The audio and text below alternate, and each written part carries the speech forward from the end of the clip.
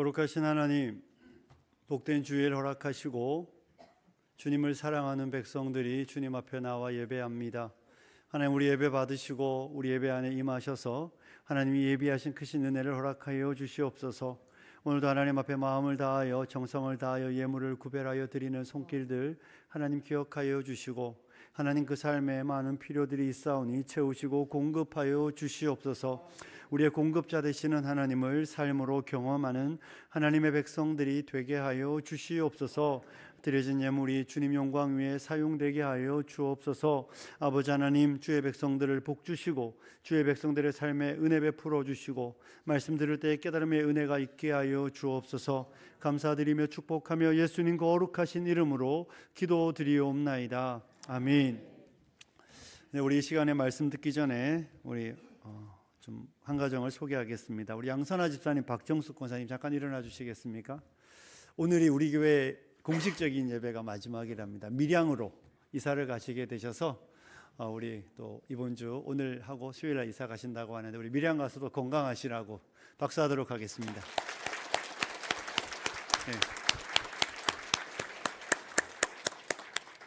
아마 밀양 우리 안디옥 교회 강효주 목사님 담임하시는 교회로 아마 이사 가셔서 그곳에서 직장 생활 하신다고 하니까 여러분 잘 보내드리시면 좋을 것 같습니다.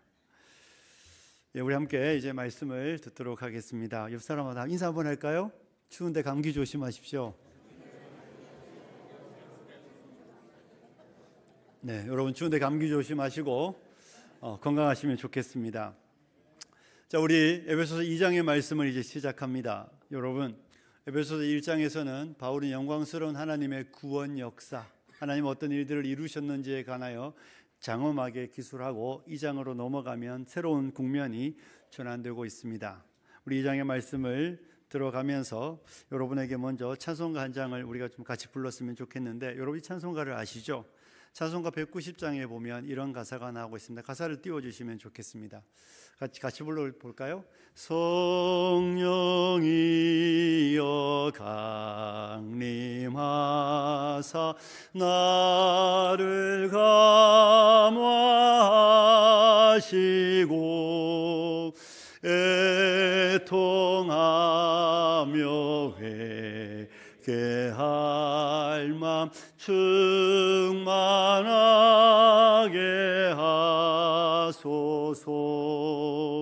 예수여 비오니 나의 기도 들으사 애통하며 회개할 맘 충만하게 하소서. 아멘. 여러분 최근에 이 찬양을 불러보셨습니까? 여러분 아마 오래전에, 저도 어린 시절에 교회에서 참 많이 불렀던 것 같습니다. 여러분 이 찬양의 가사를 한번 띄워놔 주시면 좋을 것 같은데, 여러분 이 찬양의 가사를 잘 보십시오. 성령이여 강림하사 나를 감화하십시오. 성령님 우리 안에 오셔서 내 마음을 감화하시면 우리가 기대하는 건 어떤 것입니까? 성령의 감화로 우리가 뭘 알고, 우리의 앞날도 좀 알고, 우리의 인생도 좀 힘도 없고 능력도 없고 이럴 것 같은데, 찬송가는 되게 다른 국면을 우리에게 가르쳐주고 있습니다. 그 다음 줄이 이렇게 되어 있지요. 애통하며 회개할 마음을 충만하게 하여 주십시오. 예수님, 내가 비는데 나의 기도 들어주셔서 애통하며 회개할 마음 충만하게 하여 주소서. 이렇게 기도하고 있습니다. 사랑하는 성도 여러분, 오늘을 살아가는 우리의 기대와 어쩌면 사뭇 다른 가사일 수도 있습니다. 오늘을 살아가는 우리가 바라보는 전망과 많이 다를 수도 있습니다. 하지만 저 찬송가는 정말 믿음의 사람들이 많이 불렀던 찬송가입니다. 성령님이 오시면, 내리셔도 됩니다. 성령님이 오시면 우리 안에 이런 일들이 일어나기를 원한다는 것입니다. 애통하며 회개하는 마음. 하나님, 내 안에 정말 쥐어짜는 눈물이 아니라 하나님, 내가 정말 애통하며 회개하는 그런 마음이 내 안에 충만하게 하여 달라고 기도하는 것이죠. 이런 찬양을 우리가 한번 부르며, 여러분 이 찬양의 가사를 이해하시겠습니까? 최근에 제가 우리 재직들, 특별히 우리 올해 재직 부서에서 맡아서 섬기시는 분들에게 재직 헌신 예배 때 시골 의사 복음이라는 책을 드렸습니다. 거기 혹시 읽어보신 분들 집에 또 딱 꽂아 놓으시고 먼지 뽀얗게 쌓여 있는지, 또 어떤 분들은 아직 사무실에 놓고 안 가져가신 분이 있는지도 모르겠는데 가져가셔서 좀 읽으십시오. 그게 이런 내용이 있었습니다. 이분이 고등학교 학창 시절에 교회를 다니면서 교회 가서 제일 이해가 안 되는 내용이 있었답니다. 그게 뭐죠? 내가 죄인이라는 겁니다. 아니, 교회 갔더니 나보고 자꾸 죄인이라는 겁니다. 그러면서 너의 죄 때문에 예수님이 십자가에 달려 돌아가셨다는 이야기를 하는데, 그분의 생각에는 아니, 내가 예수님을 십자가 못 박아 죽게 할 만큼 그렇게 나쁜 사람인가? 나는 아무리 둘러보아도 그렇게 나쁜 사람은 아니라는 겁니다. 나는 그렇게 악한 사람이 아닌데 왜 교회는 자꾸 나보고 죄인이라고 그러고, 교회는 왜 자꾸 나보고 회개하라고 그러고, 너 때문에 예수님이 십자가 돌아가셨다고 말하는데 이해되지 않으니까, 아니, 예수님의 이야기는 저기 중동 땅 어디에서 있었던 나와 관계없는 이야기로 느껴지더라는 겁니다. 그런데 대학을 다니면서 대학교 안에 하나님에게서 제일 멀어져 있을 그때에 하나님께서 어느 날 그에게, 구체적인 내용은 없었습니다. 하지만 그분에게 찾아오셔서 하나님께서 정말 예상하지 못했던 때에 그에게 은혜를 알게 하여 주실 때 그는 비로소 자신의 죄에 관하여 자각하게 되었다라는 이야기를 하는 것을 읽어보았습니다. 그는 고등학교 시절에도 교회 안에 있었지만 그가 대학교에 들어가고 대학생이 되어 어느 시점이 될 때까지는 성경이 말하는 그가 죄인이라는 사실에 관하여 그렇다고 말하니까 듣기는 듣는데 인정할 수 없는 그런 삶을 한동안 살았다는 이야기인 것이죠. 사랑하는 성도 여러분, 이런 일들이 있어야 진짜가 되는 겁니다. 오늘 바울은 우리에게, 제가 서두에도 말씀드렸듯이 1장에는 하나님이 이루신 영광스러운 구원에 관한 이야기를 하고 있고, 2장에서는 이 편지를 받고 있는 에베소 성도들 안에 일어난 놀라운 일들에 관하여 기술하고 있습니다. 하나님이 이루신 일이고, 이쪽에서는 2장에서는 우리 안에 일어난 일에 관한 이야기를 기록하고 있습니다. 특별히 1절부터 10절에는 구원의 과거적 이야기, 현재적 이야기, 미래적 이야기가 소개되고 있습니다. 과거의 구원의 현장에 어떤 일들이 일어났었는지, 지금 무엇을 내가 받았는지, 그리고 내게 어떤 일들이 일어날 것인지에 대한 이야기가 1절부터 10절에 기록되고 있는 것이죠. 우리는 무엇이었고 무엇이고 무엇일 것인가에 대한 이야기라고 보시면 되겠습니다. 여러분, 그러니 이 1절부터 10절에는 시점이 아주 분명합니다. 과거와 현재와 미래의 이야기가 나오고 있습니다. 여러분, 생각해 보십시오. 우리 중에 혹시 코로나 이후에 사업이 어려워지고 아직까지 계속 혹시 어려운 분들이 있다면 빨리 회복하셨으면 좋겠습니다.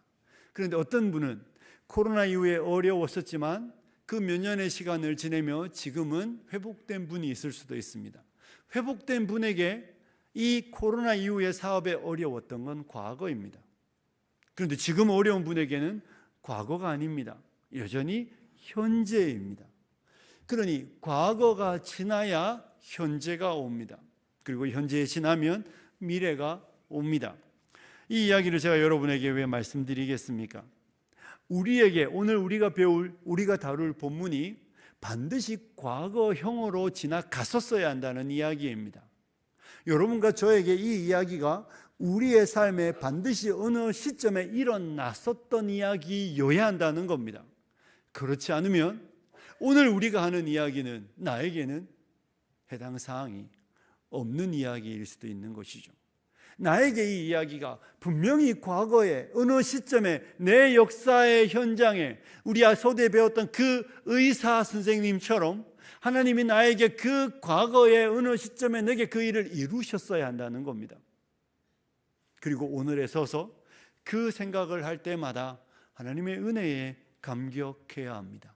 그렇지 않으면 저와 여러분은 진짜가 아닐 수도 있습니다. 사람은 죽기 전에 꼭 하는 병이 있다고 말하죠. 혹시 그게 뭔지 아십니까? 전염병 중에 수두를 죽기 전에 꼭 한다고 이야기합니다.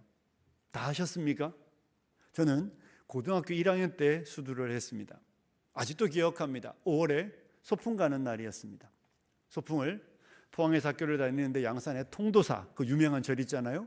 유명한 절 처음 들어봤는데 소풍을 간다고 해서 소풍을 가는 날 아침부터 몸이 아팠습니다.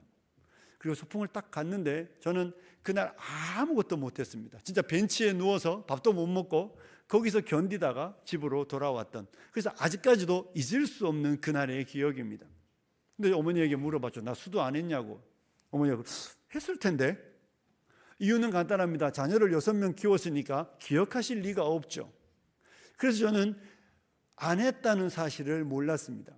그런데 걸리고 나니까 엄청 아프더라고요. 늦게 걸릴수록 아프다 그러던데 정말 많이 아팠습니다. 그러니 고등학교 1학년 이전에 저는 수두와는 관계가 없는 사람이었습니다. 근데 그때 이후에 저는 이제 수두를 걸렸던 사람이 되는 것이죠. 과거형이 그때서야 비로소 되는 것입니다. 여러분, 오늘 우리가 다룰 이 진리가 저와 여러분에게 반드시 인식되었고 경험되었던 과거의 사건이어야 합니다. 그리고 만약에 우리 안에 어떤 분들은 아직도 이런 내용에 관하여, 우리가 배울 내용에 관하여 내가 잘 모른다, 나는 머리로는 그럴 수 있겠다고 말하지만 정말 내 마음으로 깊이 깨달아 성령이여 강림하사 나를 감화하셔서 내가 애통할 수밖에 없고 회개할 수밖에 없는 그런 자였다는 사실에 대한 각성이 없었다면 반드시 일어나야 합니다. 그리고 여러분, 그 일을 위하여 간절히 구하셔야 합니다. 그러지 않으면 여러분 인생의 어느 시점에 교회를 떠나실 수 있습니다. 인생의 어느 시점에 여러분은 이 예배당 문을 나가실 수 있습니다. 간혹 교회를 나오시던 분들 중에 교회를 안 나오시는 분들이 있습니다. 이런저런 이야기를 합니다. 여러분, 그런데 자세히 들여다보면 과거형이 없는 분들이 대부분이라는 겁니다. 과거형이 있는 분들은 교회를 옮길지는 몰라도 교회를 떠나지는 않습니다. 교회를 옮겨서 내가 이 교회에서는 어려워서 못 다니겠지만 교회를, 이 진리를, 하나님의 임재의 현장을 떠나지는 않습니다. 그런데 하나님의 임재의 현장을 떠나시는 분들이 있는데 그분들을 자세히 들여다보면 이분들에게는 경험이 없었다는 것입니다. 교회를 오래 다녔다, 교회를 오래 다녀서 교인일지는 모르지만 교회를 오래 다니며 그리스도인으로 변화되지는 못했던 것이죠. 그러니 인생의 어느 시점에 다다라 굳이 교회를 계속 가야 될 이유를 찾지 못하기 때문에 교회를 떠나가는 것입니다. 그러니 여러분, 저와 여러분에게는 분명히 반드시 오늘 우리가 다룰 이 본문의 이야기가 여러분의 인생에 경험된 진리여야만 합니다. 성령이 여러분을 감화하셔서 회개할 수밖에 없는, 하나님 앞에 애통해 할 수밖에 없는 나라는 존재의 각성들이 반드시 있었어야만 여러분은 현재와 미래의 이야기가 여러분에게 밝은 전망으로 있을 수 있는 것이지, 그러하지 않다면 서두에 나왔던 그 의사 선생님의 학창시절과 다를 바 없는 그런 사람일 수 있는 것입니다. 바라기는 우리 모두가 오늘의 우리가 다룰 이 이야기가 과거에 하나님이 내 안에 이루셨던 그 놀라운 은혜의 현장이 되었기를 주님의 이름으로 축복합니다. 하지만 정직하십시오. 정직해야 합니다. 거짓말하면 안 됩니다. 세상 어떤 바보가 병원에 가서 의사 선생님이 어디 아프냐고 묻는데 창피해서 숨기면 고침받을 가능성이 없습니다. 여러분과 제가 이 진리의 이야기를 다루어 가는데 내가 직분이 무엇이든 관계없습니다. 여러분, 저는 그런 이야기도 들었습니다. 어떤 목사님이 평생 목회하고 돌아가시는데 그가 죽음의 임종에서 나 예수 안 믿었다고 하는 이야기도 들었습니다. 안 될 일이 하나도 없습니다. 그런 일들이 일어나면 안 되잖아요. 그러기 위해서 정직하게 내가 오늘 이 다루는 진리의 이야기들이 내 삶의 흔적으로, 내 삶의 경험으로, 그래서 그날을 생각할 때마다 정말 너무 감격하고 감격스러운 진리로 남아 있도록 하셔야 합니다. 우리 가운데 누구도, 우리 가운데 단 한 사람도 이 경험 없이는 천국 문을 통과할 수는 없습니다. 예배당 문은 통과할 수 있었을지 모르지만 하나님의 나라로 들어가는 저 문은 여러분에게 절대 열리지 않습니다. 하나님께로 나아가는, 천국으로 나아가는 문에는 반드시 이 깨달음이, 성령의 감화로 인한 하나님 앞에서 우리의 인생의 어떠함들을 보고 그 인생에게 베풀어진 은혜를 기억하는 그 경험이 있어야만 천국 문이 여러분에게 열리고 여러분은 하나님의 나라로 받아들여진다는 사실을 기억하고 오늘 본문을 보아가도록 하겠습니다. 여러분, 바울은 1절을 이렇게 선포하고 있습니다. 우리 1절을 같이 읽습니다. 시작. 아멘. 그는 허물과 죄로 죽었던 너희를 살리셨다. 이 이야기 속에는 분명한 내용이 하나 나오고 있습니다. 너희는 죽었었다는 것입니다. 에베소 교인들아, 너희는 죽었었다. 그들은 죽었다. 이 편지를 받는 사람들은 살아서 받았습니다. 여기서 죽었다는 이야기는 육신이 죽었다는 이야기가 아니라 그들의 영혼이 죽었다는 거겠죠. 그들이 영혼이 죽었기 때문에 영혼의 조성자이신, 영혼의 주인이신 하나님을 향하여 감각하지 못합니다. 영혼이 죽었다. 이들은 영혼으로 죽어 있었기 때문에 하나님을 향하여 움직일 수 없고 하나님에 대하여 생각할 수 없고 하나님에 대하여 응답할 수 없는 자들이었습니다. 그들은 영적인 교제라는 것은 그들의 삶에 일어나지 않습니다. 성령의 음성이 들리지 않습니다. 하나님에게 관심이 없습니다. 진리가 들리지 않습니다. 그들에게 진리는 아무 해당 사항이 없는 이야기입니다. 이것이 죽었다는 것입니다. 죽은 사람은 반응하지 않습니다. 죽은 사람은 절대 반응하지 않습니다. 죽은 사람은 진리에 반응하지 않습니다. 죽은 사람은 하나님에게 반응하지 않습니다. 죽은 사람은 성령의 이야기에 반응하지 않습니다. 죽은 사람은 예수 그리스도의 은혜에 반응하지 않습니다. 바울은 분명히 말합니다. 너희는 죽었었다. 왜 죽었습니까? 허물과 죄 때문이라는 것입니다. 여러분, 허물과 죄라는 이 두 단어는 굳이 구별하여 생각할 필요는 없습니다. 허물이라는 단어가 이 경계를 넘어갔다는 단어이고 죄는 관역을 벗어났다는 단어이지만 둘 다 무엇입니까? 가야 될 방향이 있는데 그 방향을 따라가지 않는다는 겁니다. 그리고 그걸 죄라고 말합니다. 그래서 신학자들은 죄를 정의할 때 하나님께 불순종하든지 순종의 결핍을 죄라고 이야기합니다. 허물과 죄로 너희는 죽었었다. 너희는 분명히 하나님을 위하여 하나님의 길을 따라가도록 너희의 삶의 방향이 그렇게 맞춰진 존재로 지음을 받았음에도 불구하고 너희는 그 길에서 벗어나 너희를 중심에 두고 너희를 높이며 사는 허물과 죄로 인하여 죽었었다고 바울은 분명히 가르쳐 주고 있는 것이죠. 사랑하는 성도 여러분, 사람은요, 인간은요, 전적으로 타락했고 그래서 전적으로 무능력한 존재입니다. 절대로 이렇게 생각하시면 안 됩니다. 사람은 괜찮은데 조금 아픈 존재 아닙니까?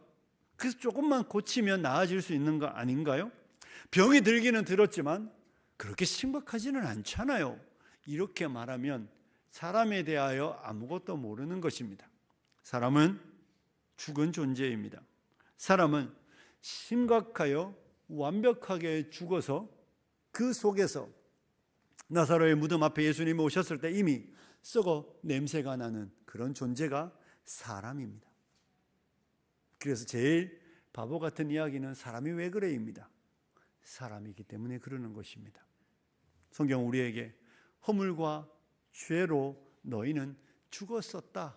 그 사실을 너희는 알고 있다고 바울은 말하고 있는 것입니다. 사랑하는 성도 여러분, 여러분은 허물과 죄로 죽었던 사람이라는 것을 알고 있습니까?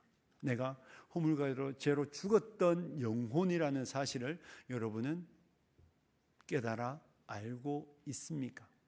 내가 그래서 하나님에 대하여 감각하지 못했던, 하나님에 대하여 인식하지 못했던, 하나님을 알지 못했던, 그래서 반응하지 못했던 여러분의 과거의 분명한 그 사실들을 이해하고 알고 있습니까? 허물과 죄로 죽었던 사람들은 노예들입니다. 그들은 이 세 가지의 노예입니다. 2절과 3절에는 그런 이야기가 나오고 있습니다. 첫째는 2절에 이런 구절이 있습니다. 그때 너희는 그 가운데서 행하여 이 세상 풍조를 따르고 세상의 노예였습니다. 어디의 노예라고요? 세상. 여러분, 세상이 뭡니까? 말 그대로 우리 눈에 보이는 이 모든 세상입니다. 사람들이 살아가는 모든 삶입니다. 사람들이 만들어낸 이 모든 문화가 바로 세상입니다. 근데 이 세상의 특징이 뭐겠습니까? 하나님을 인정하지 않는다는 겁니다. 하나님을 인정하지 않고 사람들이 만들어낸 타락한 인간 세상 전체가 세상입니다. 그런데 과거에 너희는 그 세상의 노예였다는 것입니다. 세상의 유행과 문화와 세상의 성공의 기준을 따라 그 가치관을 따라 살아가던 사람들이었다는 것입니다. 그래서 바울이 로마서 12장 2절에 너희는 이 세대를 본받지 말고 마음을 새롭게 함으로 변화를 받아 하나님의 선하시고 기뻐하시고 온전하신 뜻이 무엇인지 분별하도록 하라고 말할 때에 이 세상을 본받지 마라. 하나님을 인정하지 않는 세상, 하나님 없이 만들어 놓은 문화와 하나님 없이 만들어 놓은 가치관과 하나님을 배제시키는 이 세상의 사고를 본받지 말라고 말하는 것입니다. 사랑하는 성도 여러분, 세상에는 하나님이 없습니다. 세상에는 진리가 없습니다. 하나님을 부정하고 진리를 부정합니다. 그러니 그들은 도덕이 없습니다. 하나님이 말씀하시는 의가 그들에게는 기준이 되지 않습니다. 하나님이 바라시는 선이 그들에게는 기준이 되지 않습니다. 선이 중요합니까? 의가 중요합니까? 욕망이 중요한 것이죠. 불의하든 무슨 상관이 있습니까? 이것이 세상이라는 것입니다. 영적인 일에 관심이 없습니다. 오직 보이는 세상만을 추구하고 보이는 세상만을 탐합니다. 왜냐하면 세상은 영적인 걸 배제시키기 때문에 그렇습니다. 세상에서 복이라고 말하는 것들을 보십시오. 그 복에 영적인 게 있습니까? 세상에서 말하는 복에는 영적인 일이 없습니다. 잘 되었다, 돈 벌었다, 건강하다, 다 육적인 이야기들입니다. 근데 성경이 말하는 복을 보십시오. 우리가 언젠가는 한번 마태복음 5장, 6장, 7장의 산상순을 다루겠지만 복 있는 사람, 성경이 말하는 팔복은 뭡니까? 심령이 가난한 자, 애통하는 자, 의에 줄인 자, 그런 걸 복이라고 이야기하는데 그 복이 이 세상에 노예된 사람들에게 들려질 때 고방귀 끼지 않겠습니까? 뭔 정신 나간 소리 하냐고. 아니, 심령이 가난한데 왜 복이 있냐고. 울고 있는데 왜 복이 있냐고. 의에 줄인데 왜 복이 있냐고. 의를 위하여 핍박받는 게 무슨 복이냐고. 마음이 청결한 게 무슨 복이냐고. 깨끗하게 살아봐라. 돈이 나오나 뭐가 나오나. 관심 없습니다. 왜냐하면 그들은 세상의 노예이기 때문에 그렇습니다. 예수 밖에 있는 사람은 세상의 노예입니다. 두 번째는 뭐겠습니까? 2절 뒷부분에 가면 공중의 권세 잡은 자를 따랐으니 곧 지금 불순종의 아들들 가운데 역사하는 영이라. 여러분, 허물과 죄로 죽은 사람은 마귀의 노예입니다. 여기 공중의 권세 잡은 자 이렇게 말할 때 공중, 이 옛날 사람들은요 땅과 하늘 사이를 공중이라고 이해했습니다. 그러니 하나님이 있는 그 하늘에 미치지는 못하지만 이 땅보다는 위쪽에 있는 그런 세상. 근데 뭐 굳이 그렇게 어렵게 생각할 필요는 없습니다. 마귀가 지배하고 있는 이 영향을 미치는 마귀의 통제 아래 있다라고 그냥 이해하시면 됩니다. 여러분, 허물과 죄로 죽은 사람은 마귀의 사탄의 노예입니다.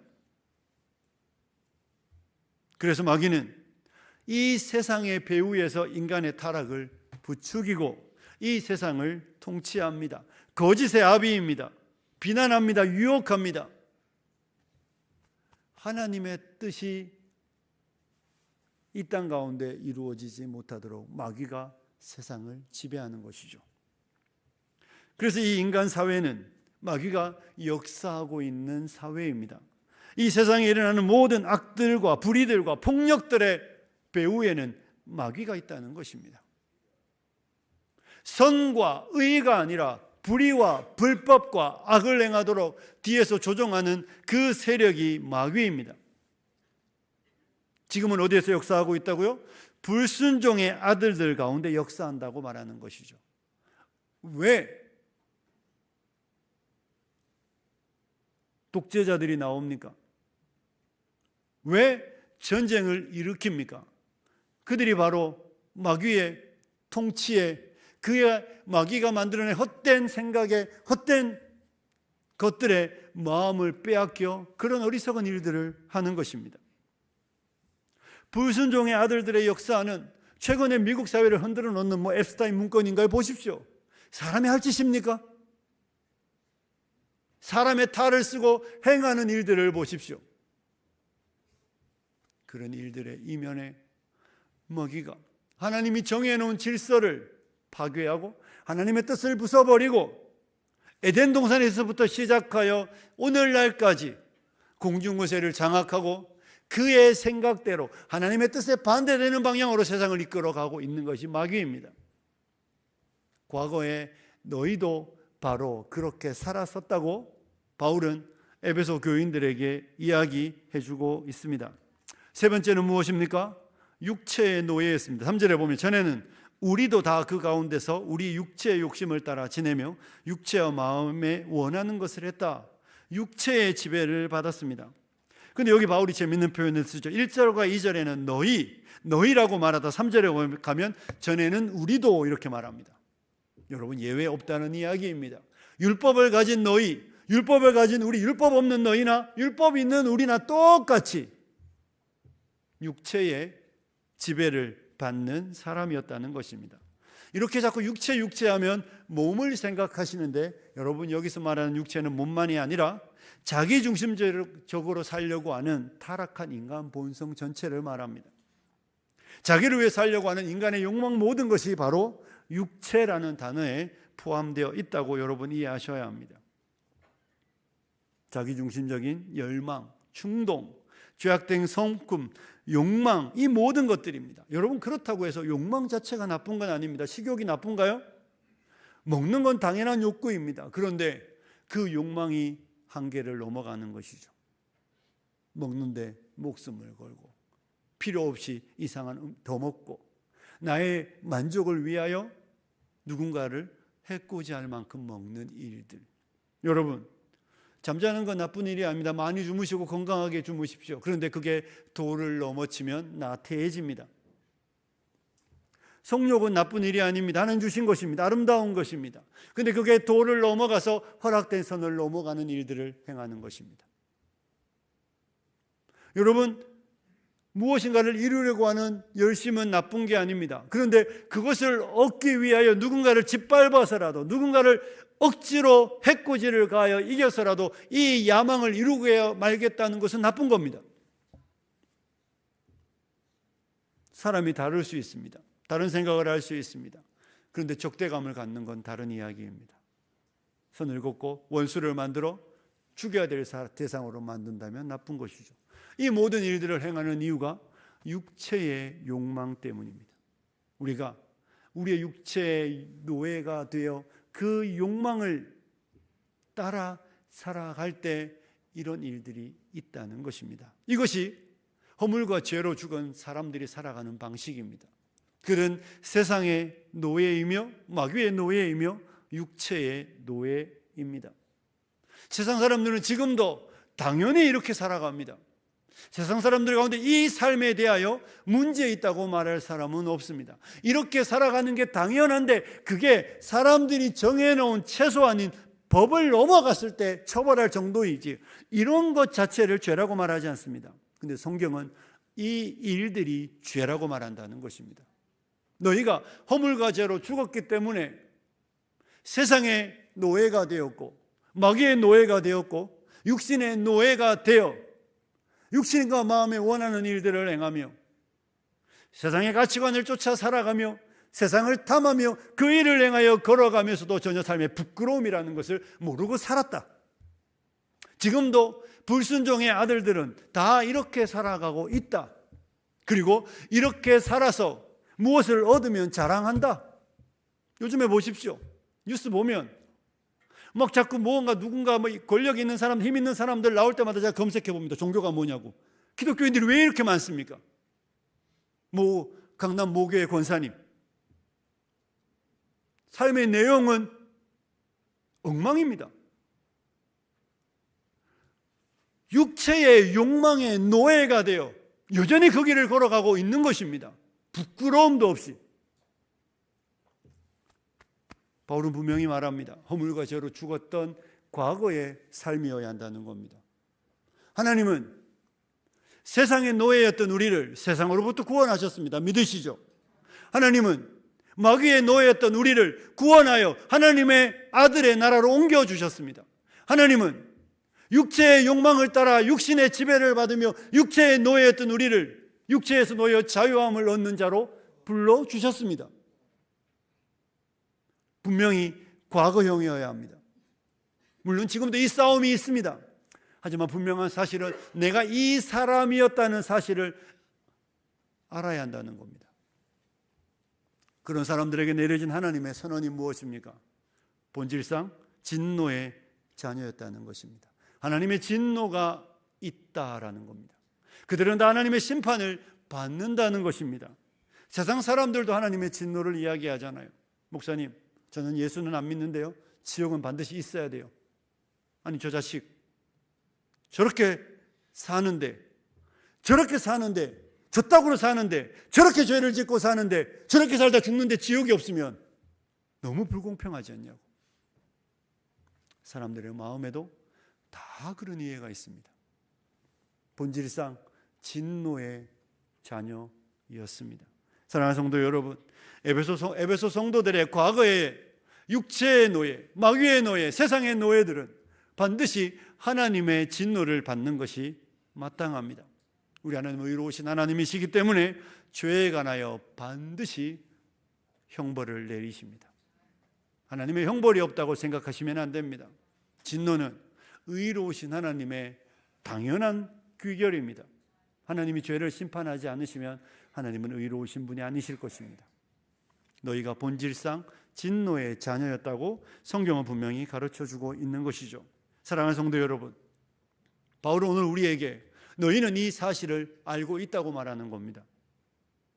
너희는 허물과 죄로 죽었던 사람들이다. 그때 너희는 이 세상 풍조를 따르고 공중권세 잡은 자를 따라 살았으며 너희의 육체의 마음과 원하는 것을 하여 본질상 진노의 자녀였었다. 이것이 너희의 처지였다. 이것이 너희의 주소였다. 너희의 이런 삶에서 너희에게 무슨 소망이 있었느냐? 여러분, 무슨 소망이 있었습니까? 여러분이 소망 없는 이런 삶의 자리에서 소망 없는 자였다는 사실을 여러분 알고 있습니까? 그래서 우리에게 유일한 소망, 우리에게 유일한 필요는 무엇입니까? 이런 인생에게 베풀어주는 하나님의 긍휼입니다. 하나님, 노예인 나에게, 종인 나에게 필요한 건 하나님이 나를 이 노예의 신분으로부터, 종의 신분으로부터 자유하게 하여 주는 것입니다. 하나님 앞에 죄밖에 지을 줄 모르는 나를, 허물과 죄로 죽었던, 그래서 이 노예된 나를 하나님 불쌍히 여겨달라고 우리가 서두에 찬송가를 그래서 부르는 거 아닙니까? 성령이여 강림하사 나를 감화하셔서 하나님 앞에 이런 죄를 지은 내가 하나님 애통하고 회개하니 나를 불쌍히 여겨달라고 기도하는 것입니다. 그리고 그런 우리에게 하나님께서 긍휼을 베풀어 주시는 것이죠. 저와 여러분에게는 이 과거의 사실을 알고 이런 자에게 하나님의 호의와 은혜를 구했던 반드시 그 경험이 있었어야 한다는 것입니다. 하나님께서 나 같은 인생에게 은혜 베풀어 주시기를 구했던, 여러분을 바라보며 치를 떨었던, 여러분의 모습을 바라보며 괴로워했던 그 경험이 있어야 합니다. 이 사실을 알지 못하는 사람이 만약에 어느 날 여러분을 찾아와서 너 이거 먹으면 낫는다 이렇게 말할 때 여러분 반문하지 않겠습니까? 아니, 내가 왜? 아프지도 않은데. 여러분, 내가 허물과 죄로 죽어서 하나님의 심판 외에는 소망이 없는 이 육체의 욕심을 따라 살고 마귀의 종이 되었고 세상의 노예가 된 나에게 하나님의 진노가 내려질 수밖에 없는 나라는 존재를 알지 않는 사람에게 하나님의 긍휼이 무슨 의미가 있습니까? 하나님의 아들의 십자가가 우리에게 영광스럽고 감격스럽고 나에게 십자가 외에는 자랑할 것이 없다고 우리의 입에서 나오겠습니까? 나올 이유가 뭐가 있습니까? 나는 그런 사람이 아닌데 왜 나한테 자꾸 죄인이라고 그래? 왜 나한테 자꾸 너는 소망 없다고 말하지? 도리어 이렇게 반문할 것입니다. 사랑하는 성도 여러분, 말씀을 마무리합니다. 바울은 오늘 분명히 말합니다. 에베소 교인들에게는 과거의 이 사실이 있습니다. 그리고 그들은 이 과거에 하나님이 이들을 이 과거의 현장에서 구원하신 분명한 경험이 있습니다. 여러분은 어떻습니까? 교회를 오래 다닌 건 많이 들었다는 이야기지 경험했다는 이야기는 아닙니다. 여러분이 가끔, 우리가 가끔 하는 어느 그림 속에 야, 잘 찾아봐, 예수님 얼굴 보여? 오래 봤는데 여전히 안 보이시는 분들이 있으시잖아요. 그럼 못 본 거예요. 오래 볼 기회가 있었던 것과 본 건 다른 이야기라는 겁니다. 3년을 주님을 따라다녔지만 그는 주님을 발견하지 못했습니다. 그래서 그는 예수님을 팔아버렸습니다. 사랑하는 성도 여러분, 저와 여러분에게 이 과거의 사건이 우리에게 분명히 있었다면 저와 여러분은 내가 세상으로부터 구원받았다는 사실을, 내가 마귀의 권세에서 구원받았다는 사실을, 내가 이 육체의 욕망을 따라 살아가던 사람에서 구원받았다는 사실이 여러분에게는 분명히 감사와 감격과 찬양의 이유가 되고 있을 것입니다. 저는 우리 사랑하는 성도님들 가운데 단 한 사람도 이 경험 없는 분들이 없기를 소원합니다. 여러분이 정말로 이 경험이 없다면 여러분은 기도하셔야 합니다. 하나님, 내게도 나를 보여주셔서 나를 알게 하여 주셔서 내가 정말 하나님 앞에 애통할 수밖에 없는, 회개할 수밖에 없는 자라는 사실로 인하여 가슴 아파하며 그런 나를 위하여 십자가 지신 아들을 붙잡는 은혜를 알게 하여 주시도록 기도하시고, 여러분이 만약에 과거에 내가 세상으로부터 구원받았고 마귀로부터 구원받았고 육체의 욕망으로부터 구원받았다는 사실을 알고 있다면 여러분의 발걸음을 세상 등지고 십자가 보내, 세상 등지고 십자가 보내, 세상 등지고 십자가 보내 뒤돌아서지 않겠다고 말했던 그 의지를 분명히 하셔야 합니다. 자꾸 돌아서려고 하잖아요. 거기로부터 구원받았는데 거기를 바라보시면 안 됩니다. 십자가를 바라보시며 구원받은 그 자리를 바라보며 치를 떨며 다시는 돌아가지 않겠다는 굳은 다짐으로 하나님의 백성으로 세상을 쫓지 않고 하나님을 쫓으며 마귀의 지배가 아니라 하나님의 통치를 받으며 육체의 욕심과 마음을 따라 사는 것이 아니라 하나님의 성령을 따라 살아가셔서 주를 영화롭게 하시는 귀하고 복된 성도님들이 되시길 주님의 이름으로 축복합니다. 우리 이 시간 같이 한번 기도하겠습니다. 우리 밖에 계신 청년들은 들어오시고 우리 기도할 때 하나님, 내 안에 이 은혜를 주시니 감사합니다. 모르시는 분들은 이 은혜를 주시기를 구하며 우리 같이 기도하겠습니다. 살아계신 하나님 아버지 하나님,